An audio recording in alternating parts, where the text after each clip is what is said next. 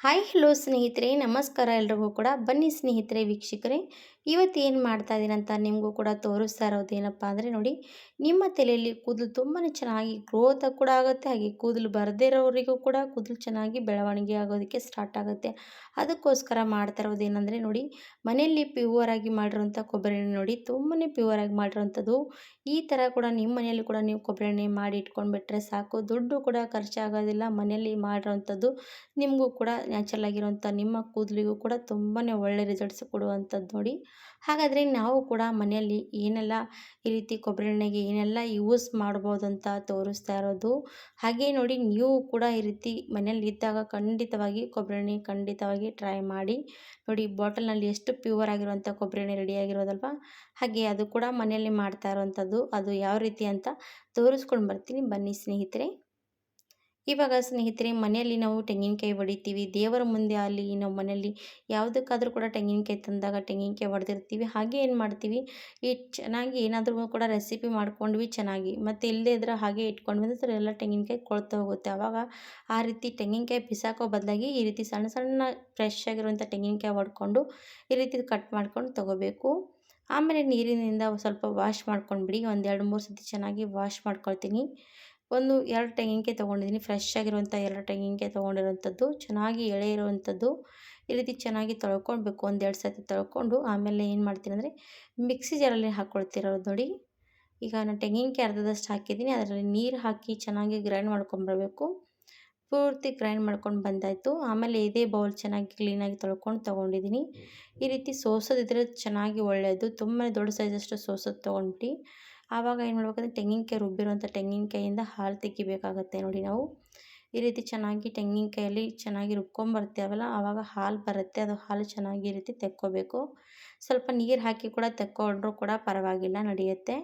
ಇವಾಗ ನೋಡಿ, ನಾನು ಪೂರ್ತಿ ಎಲ್ಲನೂ ಕೂಡ ಹಾಲು ಹಿಂಡಿ ತೆಗಿತಾ ಇರೋದು. ಇದೇ ರೀತಿ ನಾನು ಎಲ್ಲನೂ ಕೂಡ ತೆಂಗಿನಕಾಯಿ ಸೇಮ್ ಇದೇ ಥರವಾಗಿ ಹಾಲು ತೆಕ್ಕೊಳ್ತೀನಿ. ಎಷ್ಟು ಚೆನ್ನಾಗಿ ನಾವು ಹಾಲು ತೆಗಿತೀವಿ ಅಷ್ಟೇ ಚೆನ್ನಾಗಿ ನಮಗೆ ಕೊಬ್ಬರಿ ಎಣ್ಣೆ ಕೂಡ ಸಿಗುತ್ತೆ ನೋಡಿ. ಅದು ಕೂಡ ಮನೆಯಲ್ಲಿ ಮಾಡಿರೋಂಥ ಕೋಕೋನಟ್ ಆಯಿಲ್ ತುಂಬಾ ಪ್ಯೂವರ್ ಆಗಿರುತ್ತೆ ಸ್ನೇಹಿತರೆ. ನೋಡಿ, ಎಲ್ಲನೂ ಕೂಡ ಕೊಬ್ಬರಿ ಚೆನ್ನಾಗಿ ರೀತಿ ಹಿಂಡ್ಕೊಂಡು ತೊಗೊಳ್ತಾ ಇದ್ದೀನಿ. ಹಾಲು ಪೂರ್ತಿ ಬರ್ತಾ ಇರೋವಂಥದ್ದು. ಇವಾಗ ನೋಡಿ, ಒಂದು ಬ್ಯಾಚ್ ರೆಡಿ ಆಯಿತು. ಇನ್ನೊಂದು ಕೂಡ ಇದೆ, ಸೇಮ್ ಇದೇ ಥರವಾಗಿ ನಾನು ರುಬ್ಕೊಂಡು ಮತ್ತೆ ಅದು ಕೂಡ ಹಾಲು ತೆಕ್ಕೊಂಡಿದ್ದೀನಿ.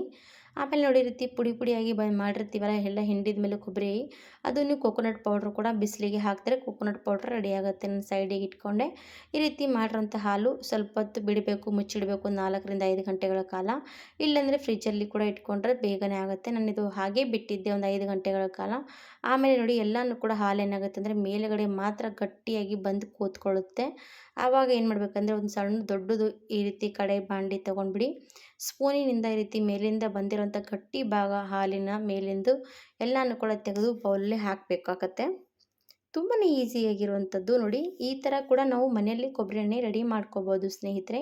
ಹಾಗೆ ನೋಡಿ, ಉಳಿದಿರುವಂಥ ಹಾಲು ಇರುತ್ತಲ್ವ, ಇದು ಹಾಲು ನೀವು ಯಾವುದಕ್ಕಾದ್ರೂ ಕೂಡ ಬಳಸ್ಕೋಬೋದು. ಚೆನ್ನಾಗಿ ಹಿಟ್ಟು ನಾದೋದಕ್ಕೂ ಕೂಡ ಆಗುತ್ತೆ. ನೀವು ಏನಾದರೂ ಕೂಡ ಮಾಡ್ಕೋಬೋದು. ಚೆನ್ನಾಗಿ ಯೂಸ್ ಮಾಡಿಕೊಂಡ್ರೆ ತುಂಬಾ ಒಳ್ಳೆಯದು ಕೂಡ. ಹಾಗೆ ನಾನು ಸೈಡಿಗೆ ಎತ್ತಿಡ್ತೀನಿ, ಮತ್ತೆ ಬೇಕಾದಾಗ ನನಗೆ ಯೂಸ್ ಮಾಡ್ಕೊಳ್ಳೋದಕ್ಕೆ ಆಗುತ್ತೆ ಅಂತ.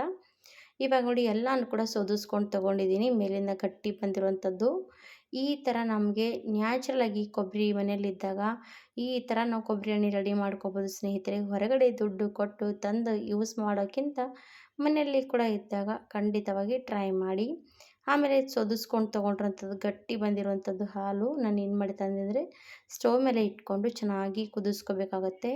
ಇದು ಆಲ್ಮೋಸ್ಟ್ ನೋಡಿ ಸ್ನೇಹಿತರೆ, ಒಂದು 20 ನಿಮಿಷದವರೆಗೂ ಕೂಡ ತಗೊಳುತ್ತೆ. ಯಾಕಂದರೆ ಸಣ್ಣ ಉರಿ ಇಟ್ಕೊಂಡು ನಾವು ಈ ರೀತಿ ಎಣ್ಣೆ ಮಾಡ್ಕೋಬೇಕಾಗತ್ತೆ. ಹಾಗಾಗಿ ಒಂದು 20 ನಿಮಿಷದವರೆಗೂ ಕೂಡ ತಗೊಳುತ್ತೆ. ಹಾಗಾಗಿ ಸಣ್ಣ ಉರಿ ಮೇಲೆ ಚೆನ್ನಾಗಿ ಕುದಿಯೋಕ್ಕೆ ಬಿಡೋಣ. ಇವಾಗ ನೋಡಿ, ಕುದೀತಾ ಕುದೀತಾ ಎಣ್ಣೆ ಥರ ಎಲ್ಲನೂ ಸೈಡಿಗೆ ಬಿಟ್ಕೊಳ್ತಾ ಇರೋದು ಕಾಣಿಸ್ತಾ ಇರ್ಬೋದು ನಿಮಗೂ ಕೂಡ.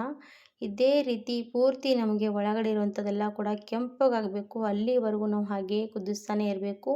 ನಾವು ಅರ್ಧದಷ್ಟು ಈ ರೀತಿ ಎಣ್ಣೆ ಬಿಡ್ತಾ ಇದೆ ಅಂತ ಅಂದ್ಕೊಂಡು ತೆಗೆದಿವಿ ಅಂದರೆ ಅದು ಏನಾಗುತ್ತೆ ಅಂದರೆ ಹಸಿ ವಾಸನೆ ಬರುತ್ತೆ. ನಮಗೆ ಎಣ್ಣೆ ಚೆನ್ನಾಗಿ ಫ್ರೆಶ್ ಆಗಿ ಜಾಸ್ತಿ ದಿನಗಳ ಕಾಲ ಕೂಡ ಇರೋದಿಲ್ಲ. ಹಾಗಾಗಿ ಎಷ್ಟು ಚೆನ್ನಾಗಿ ಜಾಸ್ತಿ ಹೊತ್ತು ಕುದಿಸ್ತೀವಿ ಅಷ್ಟೇ ಜಾಸ್ತಿ ದಿನಗಳ ಕಾಲ ನಮ್ಮ ಮನೆಯಲ್ಲಿ ಸ್ಟೋರ್ ಮಾಡಿ ಇಟ್ಕೊಂಡ್ರೂ ಕೂಡ ಚೆನ್ನಾಗಿರುತ್ತೆ ವೀಕ್ಷಕರೇ. ಹಾಗಾಗಿ ಈ ಥರ ಕಡೆ ನಾವು ಮಾಡುವಾಗ ಕೇರ್ ತಗೊಳ್ಳೇಬೇಕಾಗತ್ತೆ.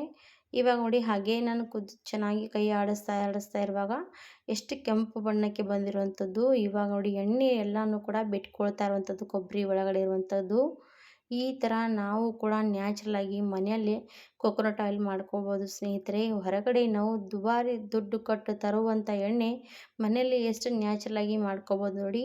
ಇದರಲ್ಲಿ ನೀವು ಬೇಕಾದರೆ ಏನಾದರೂ ಕೂಡ ಅಂದರೆ ಕರಿಬೇವು ಕೂಡ ಹಾಕ್ಬೋದು, ಮೆಂತ್ಯ ಕಾಳು ಕೂಡ ಹಾಕ್ಬೋದು. ಹಾಗೆ ಕೂಡ ಹಾಕಿ ಚೆನ್ನಾಗಿ ಎಣ್ಣೆಯಲ್ಲಿ ಕುದಿಸ್ತಾ ಹೋದರೆ ಅದು ಕೂಡ ಚೆನ್ನಾಗಿ ಎಣ್ಣೆಯಲ್ಲಿ ಎಲ್ಲನೂ ಕೂಡ ಶಕ್ತಿಶಾಲಿ ಆಗುತ್ತೆ ಎಣ್ಣೆ. ಹಾಗೆ ನಮ್ಮ ತಲೆಗೂ ಕೂಡ ತುಂಬಾ ಗುಣಮಟ್ಟ ಶಕ್ತಿ ಸಿಗ್ತಾ ಹೋಗುತ್ತೆ. ಇವಾಗ ನೋಡಿ ಎಣ್ಣೆ ಬರ್ತಾ ಇರುವಂಥದ್ದು ಹೀಗೆ ಕೈ ಆಡಿಸ್ತಾ ಇರುವಾಗ ಎಣ್ಣೆ ಎಲ್ಲನೂ ಕೂಡ ಈ ರೀತಿ ಸೈಡಿಗೆ ಬಿಟ್ಕೊಳ್ತಾ ಬರುತ್ತೆ ನೋಡಿ ಈ ಥರವಾಗಿ. ಎಷ್ಟು ಕೆಂಪು ಬಣ್ಣಕ್ಕೆ ಬರುತ್ತಲ್ವ ಒಳಗಡೆ ಆವಾಗ ಎಣ್ಣೆ ತುಂಬಾ ಚೆನ್ನಾಗಿ ಬಿಟ್ಕೊಳ್ಳುತ್ತೆ. ಆಮೇಲೆ ಈ ರೀತಿ ಒಂದು ಬಟ್ಲು ತೊಗೊಂಡು ಸೋದಿಸ್ಕೊಂಡು ತೊಗೋಬೇಕಾಗತ್ತೆ ಎಣ್ಣೆ ನೋಡಿ. ಇವಾಗ ನಾನು ಸ್ಟವ್ ಕೂಡ ಆಫ್ ಮಾಡಿ ಒಂದು ಬಟ್ಲಲ್ಲಿ ಎಣ್ಣೆ ಸೋದಿಸ್ತಾ ಇರುವಂಥದ್ದು ನೋಡಿ. ಎಷ್ಟು ಫ್ರೆಶ್ ಆಗಿರುವಂಥ ಎಣ್ಣೆ ರೆಡಿ ಆಯಿತು. ನಿಮಗೆ ಇನ್ನೂ ಕೂಡ ಫಿಲ್ಟರ್ ಮಾಡ್ಕೋಬೇಕಂತ ಅಂದ್ಕೊಂಡ್ರೆ ಎಣ್ಣೆ ಯಾವ ರೀತಿ ಅಂತ ಅದು ಕೂಡ ಹೇಳ್ತೀನಿ ನೋಡಿ. ಇವಾಗ ನಾನು ಸೋದಿಸೋದ್ರಿಂದ ಸೋದಿಸಿದ್ದೀನಿ. ತುಂಬಾ ಪ್ಯೂರ್ ಆಗಿರುವಂಥ ಕೊಬ್ಬರಿ ಎಣ್ಣೆ ರೆಡಿಯಾಗಿರೋದು. ಆದರೂ ಕೂಡ ನೀವೇನು ಮಾಡಬೇಕಂದ್ರೆ ಇನ್ನೊಂದು ಬಟ್ಲು ತೊಗೊಂಡು ಅದರಲ್ಲಿ ಸ್ವಲ್ಪ ಈ ರೀತಿ ಕಾಟನ್ ಬಟ್ಟೆಯಲ್ಲಿ ಹಾಕಬೇಕು. ಕಾಟನ್ ಬಟ್ಟೆಯಲ್ಲಿ ಎಣ್ಣೆ ಸೋದಿಸ್ಕೊಂಡು ತೊಗೊಂಡ್ವಿ ಅಂದರೆ ಇನ್ನೂ ಕೂಡ ಫ್ರೆಶ್ಶಾಗಿ ಒಂಥರ ಮಾರ್ಕೆಟ್ನಲ್ಲಿ ಸಿಗುವಂಥ ಎಣ್ಣೆ ಯಾವ ರೀತಿ ಇರುತ್ತಲ್ಲ ಫಿಲ್ಟರ್ ಅದೇ ಥರವಾಗುತ್ತೆ ನೋಡಿ.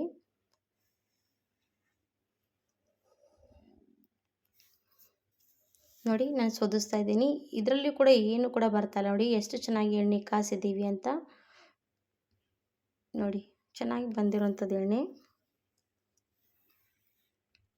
ಆವಾಗ ನೋಡಿ ನಾವು ಫಸ್ಟಿಗೆ ಸ್ವಲ್ಪ ಕೊಬ್ಬರಿ ಎಲ್ಲ ಕೆಂಪಗಾಗಿರುವಂಥ ಕೊಬ್ಬರಿ ಇರುತ್ತಲ್ವ ಅದರಲ್ಲಿ ಕೂಡ ಎಣ್ಣೆ ಇರುತ್ತೆ. ಅದು ಕೂಡ ನಾವೇನು ಮಾಡ್ಬೇಕಂದ್ರೆ ಚೆನ್ನಾಗಿ ಒತ್ತಿ ಒತ್ತಿ ಹಿಂಡಿ ತೆಗಿಬೇಕಾಗತ್ತೆ.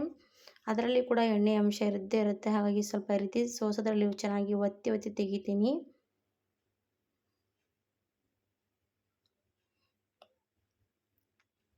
ನೋಡಿ ಇವಾಗ ಎಣ್ಣೆ ಎಲ್ಲ ಚೆನ್ನಾಗಿ ಬರ್ತಾ ಇರೋದು. ಈ ಥರ ಬರ್ತಾ ಇಲ್ಲ ಅಂದರೆ ನೀವು ಈ ರೀತಿ ಬಟ್ಟೆಯಲ್ಲಿ ಕೂಡ ಹಾಕಿ ಅದು ಕೂಡ ಚೆನ್ನಾಗಿ ಹಿಂಡ್ಕೊಂಡ್ರೂ ಕೂಡ ಅದರಲ್ಲಿ ಕೂಡ ಎಣ್ಣೆ ಚೆನ್ನಾಗಿ ಬಿಟ್ಕೊಳ್ಳುತ್ತೆ ನೋಡಿ.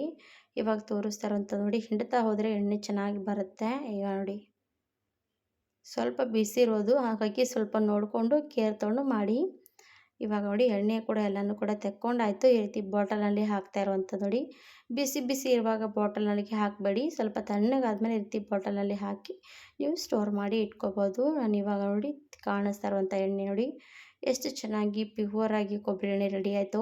ಯಾಕೆ ತಡ ಮಾಡೋದು, ಮತ್ತು ನಿಮ್ಮ ಮನೇಲಿ ಕೂಡ ಕೊಬ್ಬರಿ ವೇಸ್ಟಾಗಿ ಬಿಸಾಕ್ತಾ ಇದ್ದರೆ ಈ ಥರ ನೀವು ಕೂಡ ಪ್ಯೂರಾಗಿ ಕೊಬ್ಬರಿ ಎಣ್ಣೆ ಮಾಡ್ಕೊಂಡ್ಬಿಡಿ. ನೋಡಿ ಎಷ್ಟು ಚೆನ್ನಾಗಿ ವಾಸನೆ ಕೂಡ ತುಂಬಾ ಚೆನ್ನಾಗಿ ಬರ್ತಾ ಇರೋದು.